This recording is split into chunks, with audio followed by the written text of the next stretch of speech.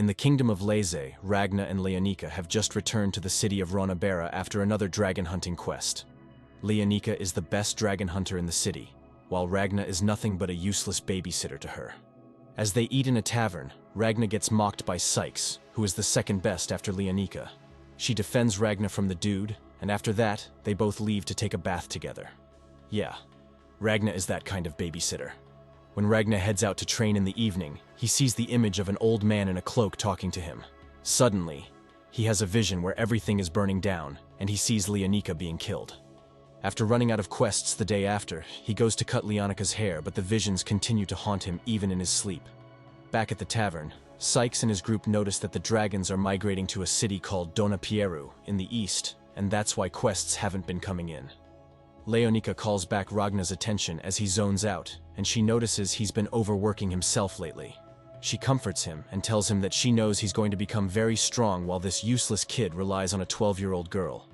Ragna then recalls how everyone close to him got killed by dragons because he's a walking calamity.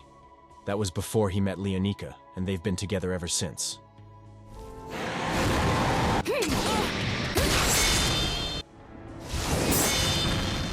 The next day, the dragon hunters get news at the tavern about the city of Dona Pieru being attacked by a horde of dragons.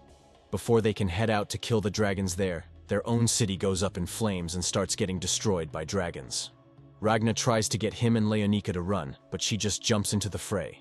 Ragna sees that his visions are slowly coming to life, and he heads to defeat the superior dragon that would kill Leonika.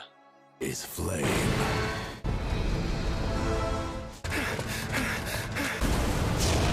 His attacks are as useless as an insect, and he gets sent flying into a river. Sykes goes to help him while Leonika attacks the superior dragon for hurting her dear babysitter. As Ragna sinks, he recalls how his future would turn out with Leo's death, and he meets the old man in the cloak again, who reveals himself to be Ragna from the future. The future one passes on all his powers to his weak, silly version so that he can protect Leonika. As Leonika fights, the superior dragon says his name is Grimwelt, and he's the 10th seat of the Blood of the Wing. According to him, the dragons are destroying the city because their god was sad that a cake shop got robbed and closed down. What kind of silly dragon god do these creatures worship? Grimwelt suddenly felt Ragna's presence as he was about to finish off Leonika. Ragna slowly approached him as he shattered all the dragons in his way and finally shattered Grimwelt into smithereens with his newfound Silverine battle arts.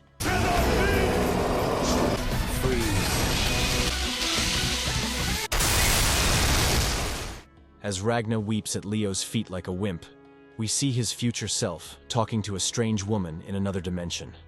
The woman tells him that the price to pay would be that the younger Ragna wouldn't survive for long with the powers. Meanwhile, Leze's cities fell to dragon attacks, including its capital. Ragna wakes up in Sykes' house the next day. Sykes then questions him about what happened during the fight and asks if he's really the Ragna he knows. Before the boy could answer, he passed out again. Suddenly, the forest beside their city starts attacking them. The dragon causing the forest is Temrogtaf, the 8th seat of the dragon hierarchy. The fat thing looks like it hasn't had a single leg day in its whole life. He ends up killing the chef and maids that come to serve him. Meanwhile, Sykes and Leonika are cutting down the tentacles that are attacking from the forest. Leonika suddenly gets attacked, and Reagan awakens from his slumber to stop it. He rushes to the forest and kicks Fatso in the face, which sends him flying. One of the maids there that survived calls his attention, and he starts talking to her like they know each other, and even calls her Crimson. He must think he can pick up any girl now with his new powers. He even calls her by an alias, which is Eliza, and says that she's the dragon monarch who was also the 1st seat of the Blood of the Wing. She became a traitor for trying to kill the dragon god, and is also the one that linked the future Ragna to his present self to wipe out all of Dragon King. Crimson slaps him for misgendering her and calling her a dragon. As Leonika shows up, Temrogtaf comes back to attack them, but Ragna just blows him up.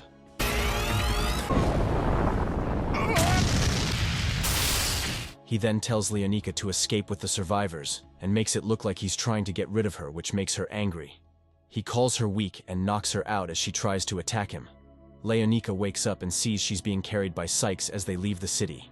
Ragna watches them from afar and then goes back to try and persuade Crimson with his house husband skills. He passes out, and Crimson nurses him back while hiding her true colors after examining his body. They see a horde of dragons, and Ragna goes to exterminate them. After that,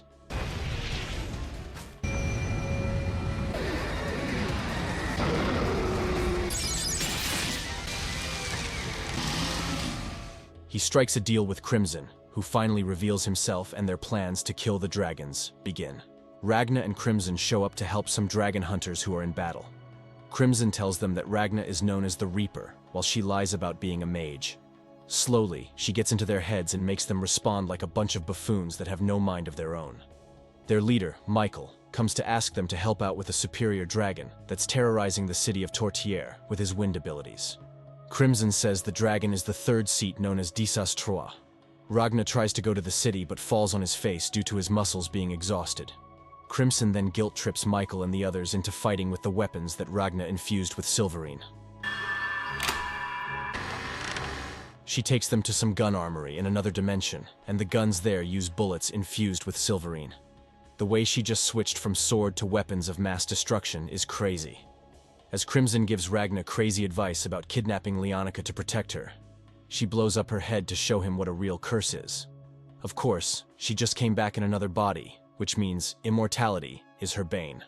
Slime, who's her trusty companion and a silly creation, comes back to give her feedback on what he found about Tortiere. Crimson heads out with her pawns and baits, Disas, into chasing them.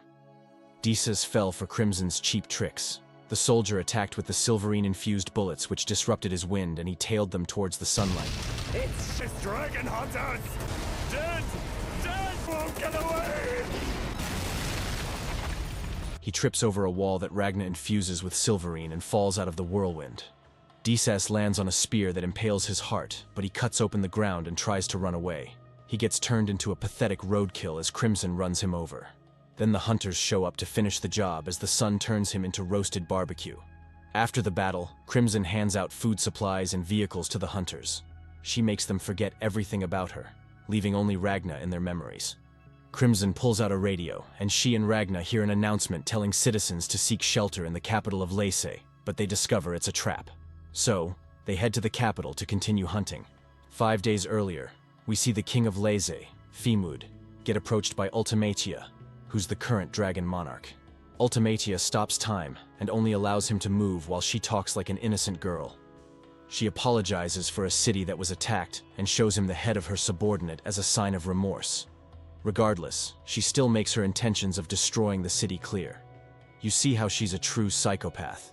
Fimud attacks her with his solar defense system, but she gets protected by her subordinates, Nebulim and Borgias.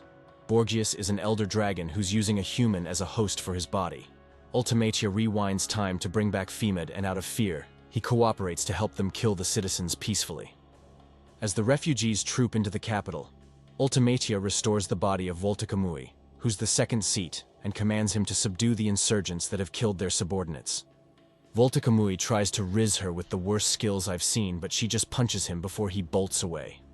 We get a glimpse of the future where Ragna was captured by the superior dragons, and they were contemplating what to do with him. While Voltakamui continues to be a pain in the butt for Ultimatia, Grimwelta, who was alive, then explained that all the superior dragons used to be regular humans until they got the blood of the progenitor. Ultimatia continues to pretend like she's a good person and tries to turn future Ragna into one of them. That's when Ragna wakes up from his nightmare, and I'm pretty sure he pissed himself. He arrives in the capital city with Crimson and Slime. Crimson tells them to call her Veronica, but Ragna is throwing up all over the place because he's uncomfortable with the crowd. It seems he was only able to survive with the crowd in Ronabera thanks to Leonica. So much for a reliable Reaper. Crimson leaves Slime to watch over him as she goes to make preparations and analyses what's going on in the city. She meets up with one of her goons named Golem, who's impersonating an officer called Rowan. While Golem is being crushed under Crimson's feet like most boys would want, Chimera, who's also Crimson's servant, meets up with them. Meanwhile, outside, Ragna watches as the royal army puts on a show of burning dragon parts to raise the citizens' morale. As he leaves, he comes across Ultimatia, who's disguised as a regular citizen.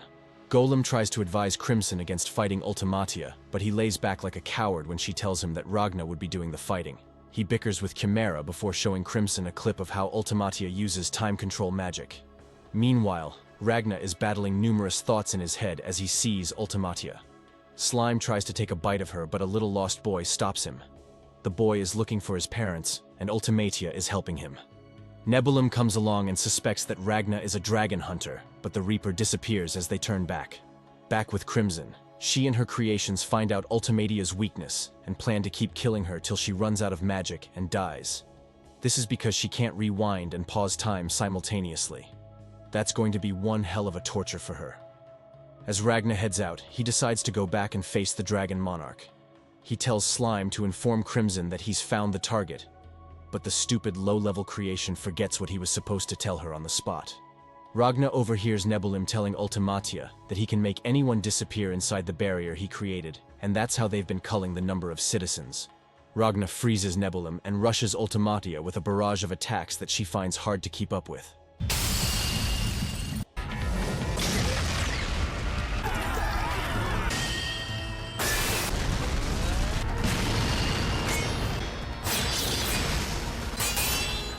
The scene starts with a scene of the future again, continuing from when Ultimatia stabs Ragna to turn him into one of them. Ragna stabs himself with a silver sword to stop the process. While Ultimatia and the rest leave, Crimson comes by and picks him up to revive him. Back to the present, Crimson is having a meltdown like she's a kid they stole candy from, because of the fight between Ragna and Ultimatia. She sends Golem to intercept Borgias and watches to know how the fight will unfold. You can, mediocre. Not enough time. Drastic measures! Nebulum tries to buy time by putting Ragna in a barrier, but Slime just eats him up. Ragna breaks out of the barrier and continues with his barrage of attacks. Ultimatia, seeing her life fleeting before her, manages to rewind time to just before she met Ragna and then freezes time. Ragna's finger twitches, which makes Ultimatia begin to doubt herself. Nebulum shows up to pummel Ragna for trying to kill his only love. Ultimatia tells Borgias to instruct Femid to fire the barrier's weapon at him, but as she turns away, Ragna begins moving like a deranged zombie towards her. Nebulum sets up another barrier, but he breaks through it and slices up Ultimatia. This makes her time control stop, and she goes into a serious panic state. Ragna suddenly drops to the floor as he bleeds from his eyes because of overusing his powers. At Borgias's command, Femur fires the ray at Ragna, but Crimson and Chimera arrive at the scene. What shall I do with you now? To destroy Ultimatia more and mess with her head, Crimson sets off explosions in the city, leaving the scared monarch with no choice but to rewind time again. Nebulum stops her before does so, to prevent her from depleting all her power. Disappointed with the situation, Crimson leaves with Ragna's body. Ultimatia remains there, scared like a little kid, while Nebulum, who's similarly useless, comforts her. As Crimson goes through an alley, she stabs Golem in the eye for messing up her plans and testing. She leaves him there and tells him to keep monitoring the dragons. Nebulum is filled with huge regret and anger for not being able to help. He unleashes a huge surge of power to track down Crimson. Ragna, who's half dead, doesn't help matters, and unleashes his own power because he wants to go back and kill Ultimatia. This helps Nebulum to track them, and he starts pulling them out of the chamber. Dying, in the process of killing one dragon, isn't how stupid I thought Ragna would be. On March 8th, in the northeast region of Lacey, a princess gets called down by her subordinates, and they inform her of Crimson, who was drawn in by their summoning circle. Crimson is brought before the girl known as Starlia Lise, the commander of the Argentum Corps and second princess of Lise. Starlia was born with no arms, but can see the aura of things and can control objects with her mind. Starlia begins questioning Crimson, who lies about who she is. We see how 7 years ago, Starlia killed a lieutenant who was plotting a coup just by sensing his aura. Now that same girl is questioning Crimson, who tries her best to fool the girl. Starlia quickly sees through the flimsy lies and sees that Crimson's past is filled with the death of many. She takes up arms to kill him, but Ragna shows up just in time to save the day. After he messed up all of Crimson's plans, he's now acting like some hero. Starlia can't keep her composure at the sight of Ragna and sees him as a sword with arms and legs. Something has definitely been wrong with this girl since childhood. She immediately falls in love with him and turns to her caretaker, Nazina, for advice. Crimson and Ragna get locked up. Crimson reprimands Ragna for messing up her plans while stepping on him. I think this is a thing for her. After that, she revives Slime and explains the situation to them. Meanwhile, Ike, who's a major in the Argentum Corps, is trying to calm down the citizens. After that, two of their swordsmen, Chris and Shin, rush to him when they find out that Garm, their swordmaster, was defeated by Ragna. Then the two chief gunners, Hesela and Greya, come to ask if Starlia really fell in love with Ragna. So much for keeping things on a low profile. Somewhere inside the base, Nazarena slaps Starlia back to her senses and reminds her that she's the commander of the Corps. Meanwhile, in the capital, Ultimatia awakens from a nightmare and still has a hard time using her time control magic. Starlia is having a meeting with the Corps members and plans to use a magic circle to teleport everyone, including the citizens, out of Lesse. Ragna and Crimson walk in on their meeting, which makes Starlia turn into a damsel in distress at the sight of Ragna. Crimson offers to help them and shares information on Ulto Zora, who holds the 6th rank in the bloodline. With the little trust Starlia has for Crimson, the former monarch brings Ragna into the picture to persuade her. Ragna goes off insulting Crimson in various ways while vouching for him, and you just know Starlia will believe anything the talking sword says. Starlia accepts his proposal to work together while trying to keep her cool as much as possible. Meanwhile, the rest of the bloodline has rushed to their progenitor's side. Ulto Zora slaps Borgias around for failing to protect her. On the other hand, Voltakamui is trying to lay it down with Ultimatia. He tells her that she has lost the confidence to control time, and that's the issue she's having. With Voltakamui's slick skills, she lets her anger out and commands him to kill Ragna and his group. Ultimatia finally leaves her room to meet up with the other members of the bloodline, while Nebulim feels sad for not having Voltakamui's charisma. Ragna showcases his power to infuse Silverine in a weapon. He begins doing it for all the Argentum Corps weapons while the members attack him. Shin challenges Ragna and loses in the blink of an eye. With his pride destroyed, he goes to a corner to sulk with Garm. With 2 of them in that corner, you'd think it was a garbage pile. Christopher comes to indulge them, but Shin goes back to challenge Ragna again, and he loses even faster this time. After that, the twin gunners begin asking Ragna what he feels about Starlia. Ragna is obviously too dense for that kind of conversation. Slime pops out and starts insulting the twins. Then the girls take him away to a room where he would experience horrors that have never been heard of before. Meanwhile, Fu, who's one of the Corp thaumaturges, explains how magic circles try to imitate the magic inside of superior dragons. He and his group are stuck on how to go about the magic circle, and Crimson shows up to help them. Ulto Zora and the rest of the bloodline are gathered for a meeting to discuss their plans. Voltakamui teases Ultimatia about the love session they shared on the bed, and she tells them to forget about it. Ulto Zora then tells her that he'll be using his own methods to kill everyone in the country, and Ultimatia approves. A war is coming, and it's going to be bloody. As Starlia displays one of her techniques that would hold dragons back, Ike asks her if she truly believes the feats of Ragna and Crimson. Starlia tells him to pay no heed to it, and she also confirms what Crimson said about superior dragons being former humans. Later on, Crimson explains to Ragna why she told him not to use his battle arts. This is because if he does, Voltakamui would come and wipe the floor with them. Meanwhile, Fu tells Ike that Crimson helped them to complete and improve their magic circle. This hurt whatever form of pride he had, and he started crying like a fool. Back in Ragna's cell, the twins return Slime, who looks like he has seen better days. Crimson slaps Slime back to his senses, and Starlia comes to see Ragna, and they leave the cell. I'm surprised she managed to keep her cool while walking with him. She shows him some weapons so that he can pick one, and tells him that after the battle she will be joining the Solarians. She wants to join them to protect the people she would be escaping with. She asks Ragna to become a dragon scourge in her stead if she dies, but he refuses. Starlia shows Ragna her resolve, but he just infuses the weapons with Silverine. After hearing Ragna's words, she runs away like a baby.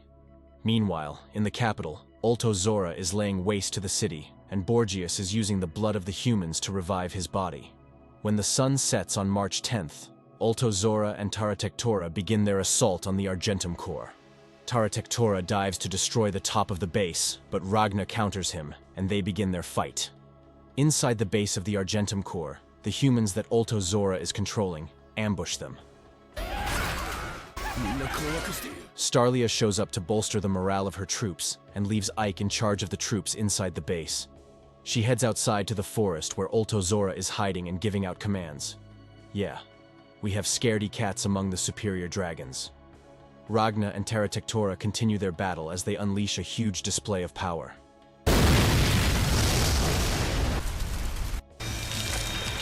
Meanwhile, Starlia sends the twins as part of her aerial unit to scan the area. It seems the two of them can see heat signatures in very far distances. If only they could see their impending doom. Unknown to them, Ultozora is also keeping his eyes on the battlefield, literally. The dude is spread out so many creepy eyes to keep watch of everything. Ragna and Terra Tectora's battle comes to an end with Ragna falling unconscious. Terra Tectora tries to finish him up, but Ragna just doesn't know how to stay down. Terra Tectora leaves the lesser dragons to deal with Ragna, who's too weak to fight him, and goes to confront Starlia and her troops.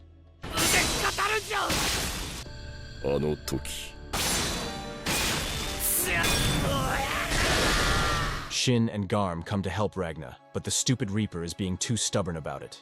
Shin challenges him to duel, and finally wins. Garm and Shin then leave with Slime to track down the 5th seat. Starlia and her group are still holding up well, but Ultozora figures out her plan to use the magic circle for teleportation. Apparently, he was a Solarian alongside Terra Tectora before they became superior dragons. With Ultozora figuring out their plans, he commands the dragons to avoid the base to prevent them from gathering enough magic for teleportation. Some mature dragons who can use the powers of the superior ones begin attacking Starlia and her group. Inside the base, Ike and his men are having a hard time fighting a mature dragon that can control time like Ultimatia.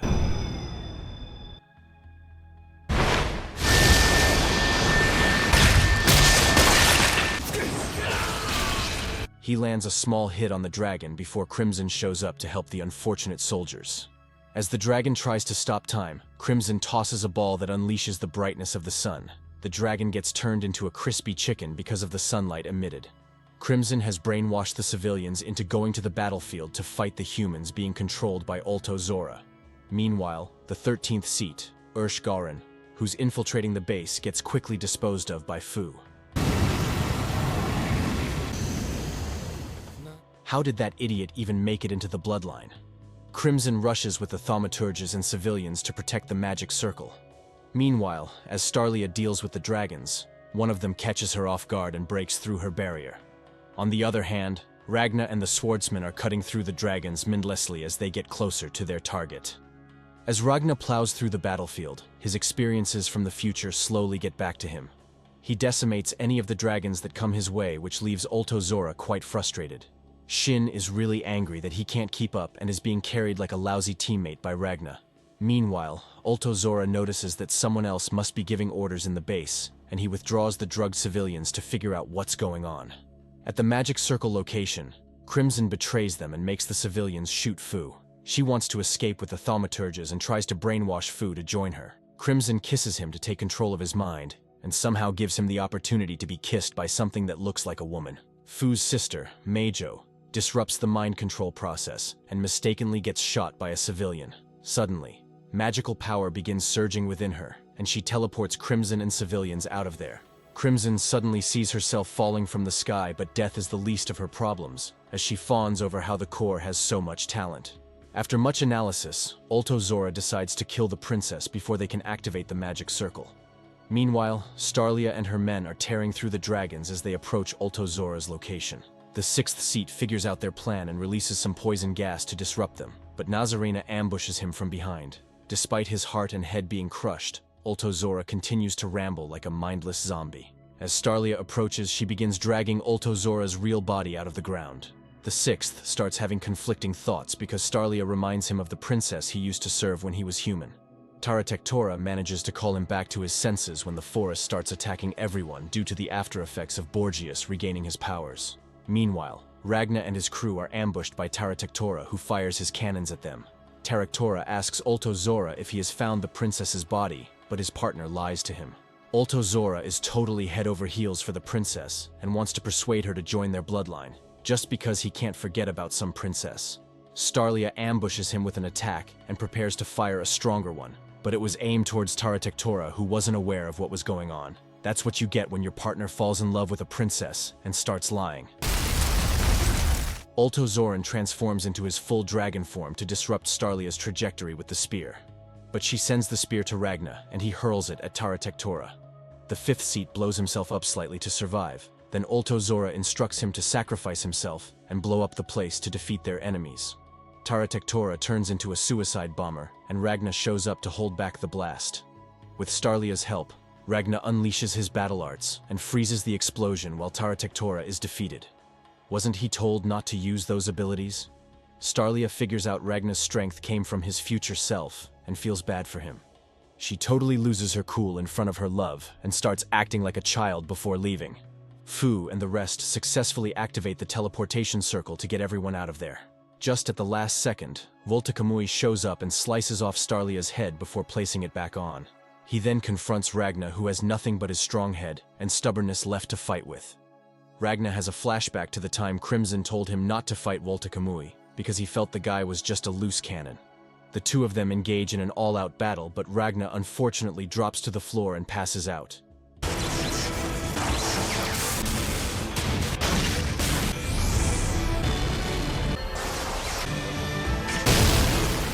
He then wakes up to the voice of Starlia calling to him and sees her. Ragna immediately grabs Starlia as he sees her, but she slams his head on the ground from being too shy in the moment. That wasn't the reaction I hoped for. She tells him they arrived at their teleported destination and takes him to see everyone else while praising the members of the Corps. They get to a point where she tells him to go ahead because she must stay back and forge a sword worthy of him. The ground breaks where he stands, and Ragna wakes up from his dream. He's at some kind of refugee camp with the rest of the troops, and the mood around the camp is quite sad. Ike shows up and tells him about the camps before he decides to head back to eat some military rations. Just then, a lady who looks and sounds exactly like Ultimatia shows up. Ragna doesn't think about it before killing her, but more of them show up, looking like they're all clones. It seems she also has the power to control time, and tells Ragna that she's a dragon scourge of the Solarians, and introduces herself as Karula. Ragna gets sick just at the sight of her face, and so do I. The resemblance to Ultimatia is just all forms of wrong. She heals one of her clones, and they head to a rooftop where she tells Ragna that they're in the ruins of an old city under the protection of the Solarian Church. Nazarena brings them tea, and Ragna finds out that she's part of the Solarian Church, and was sent to recruit Starlia to be a part of them. Karula asks Ragna to become a dragon scourge so that the church would help the refugees, but he refuses. He leaves when he gets a signal from Chimera, and heads to one of the buildings to meet up with Crimson. Inside Crimson's chamber, Ragna has been fully healed. She tells him that they'll carry out their plan to defeat Ultimatia in 3 years, but Ragna says he wants to win now. Besides, I don't have 3 more years to wait either. They get into a heated argument, and Ragna decides not to ask for Crimson's help anymore. Crimson opens up a door for him back to Earth, but as he approaches it, he suddenly starts feeling dizzy, and remembers the poison he drank in the beginning to prove his loyalty to Crimson. Suddenly, he gets up after falling either because of his power, or because this guy is too stupid to die. Ragna slaps Crimson, breaks her teeth, and holds her down while fighting off Chimera. He says that something is off with Crimson, and asks her where her heart is before he leaves. Crimson, who was completely defeated, left to her inner chambers. Ragna joins up with the Corps members as they prepare to rescue the princess. Meanwhile, Starlia is being held by Volta Kamui, and he tells her the potion mark on her neck will activate once Ragna comes to save her. He orders her to create a sword for him and Ragna to use when they fight. Pretty sure he's one of those crazy guys who just live for the fight. With the Bloodline making their preparations, Fu and his team prepare their magic circles to teleport to the capital, and Karula agrees to give them the magic power needed to power it. Back on Crimson's moon base, Snake, who stays as Chimera's tail, confronts her and tells her that Borges is sacrificing himself. This means he and Crimson will be the last ones left from the old bloodline, which begs the question, who the hell is this Snake guy? With some analysis, Crimson decides to join the fray and take down Ultimatia. Ike and Karula brief the troops on the operation, and she tells them how killing the Monarch would end the bloodline. Christopher tells Hazela to stay back since Greya is dead, and she doesn't look fit for battle, but you can expect a kid her age to be rebellious. Garm and Ragna have a duel, and he thanks the Reaper for his lessons. Some hours later, Fu activates the magic circle, and Karula and her clones power it up. Their bodies slowly shrivel away as they power the circle and give the troops protection against time control magic. The Corps appears in the capital where the sun won't be rising. Ulto Zora starts attacking them immediately while Ragna goes to face Volta Kamui and rescue his damsel in distress. Borgius unleashes his full powers and uses the forest to turn into a gigantic dragon to face Golem, who arrives at the scene. Ragna rushes to Starlia, who's already at the Peerley Gates because of the poison. Nazarena comes to take her while Ragna and Volta Kamui begin their crazy battle. Ragna ignores everything the dragon says and attacks him. This makes Volta Kamui go into his full transformation, and the real fight begins. Ragna and Volta Kamui are going at it while Golem gets smacked out of the air by Borgius. The Elder Dragon readies up a blast to fire at him, but Ragna freezes it and continues his fight with Voltakamui. Meanwhile, the Argentum Corps are giving Ultozora a hard time. Even the poison he secretes is being neutralized by Fu. They back him into a corner, which makes him release more of his power and slice Garm into two, turning him into a shish kebab. Back to Ragna, Voltakamui fires a blast at him, but Ragna blocks it and sends both of them into space. Now it looks like when Goku fought Beerus. While Nazarena holds the dying princess, she remembers how they might when the princess was younger. Nazarena then leaves Starlia dead on the floor and walks away.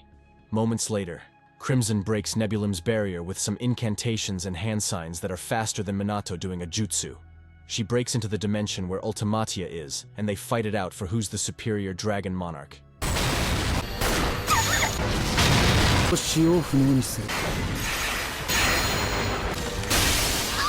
Meanwhile, on the outside, Ultozora is cutting up the Corps members like pieces of meat. Ike nearly gets killed before Fu comes to his rescue. Fu releases the full power of his dragon arm and takes on Ultozora, but he gets sliced up without delay. Even Shin has lost an arm and leg, and the Corps members are all just looking like pieces of cake for Ultozora at this point. While Ike caught Fu, who was about to fall into a hole in the ground, Hesela distracts Ultozora from attacking him. Hesela becomes the target, and Shin pulls up to save her by attacking the dragon. Christopher confronts Ultozora to buy time for Fu to release his spell. While fighting, he remembers his days as a mercenary before meeting the princess. Seems everyone tends to have a flashback before they die. With all their strength, they take out Ultozora. Ike comes to finish him, and this just leaves him and Nazarena as the remaining survivors. As the Crimson and Ultimatia's fight goes on, Crimson tries to mess with the current monarch's mind. She reminds her that she's a clone of Karula, who just sees a young girl with her face as their dragon god. Ultimatia then remembers when she was still a member of the Solarian. An operation that prioritized one human's life over the other was what made her abscond from them. But it seems she always had a screw loose in her head right from the beginning. On the outside, due to Nebulim finally being taken care of by Slime, his barrier falls, and Borgias is no longer protected. Golem and Chimera attack him, but he quickly moves to where Slime is and obliterates him. Meanwhile, as Crimson is about to kill Ultimatia, a sudden crack in the dimension appears. Borgias calls out to Ultimatia through the crack and asks her to escape. At the same time, Snake reveals his true form, and Borgias screams his name, Felbigoth. It seems Borgias thought he died a long time ago. Felbigoth releases a powerful dark magic which breaks through the dimension Crimson is in, and in the process, messes up her plans. Felbigoth falls and transforms back to Chimera, while the sun burns up Borgias. In his last moments, he tells Voltakamui to protect the progenitor since he's the last one left. This bloodline fell faster than I expected. A bunch of weaklings. Ike and Nazrena surrounded Ultimatia and began attacking her while Voltakamui released his battle arts. He remembered the Claw Monarch he met whom he couldn't defeat, and how she told him to become stronger before trying to defeat her. As I said, he's one of those meatheads who thinks of nothing but fighting. With his battle arts released, he beats up Ragna and even cuts off his head, but Ragna manages to reattach it. These guys really just don't give up. Ultimatia crawled closer to Voltakamui as she remembered how they first met. Voltakamui crashed into the church building and started throwing a tantrum like a spoiled brat. This scared her off, but she came back and healed his wounds and repaired the building. After that, she left with him, and they began their journey. Doesn't this mean that Lightning Dragon Head is in love with someone way older than him? As she approached Ragna and Voltakamui, the two fighters prepared for their final clash. That's all, folks. Thanks for watching. Don't forget to like and subscribe for more amazing content.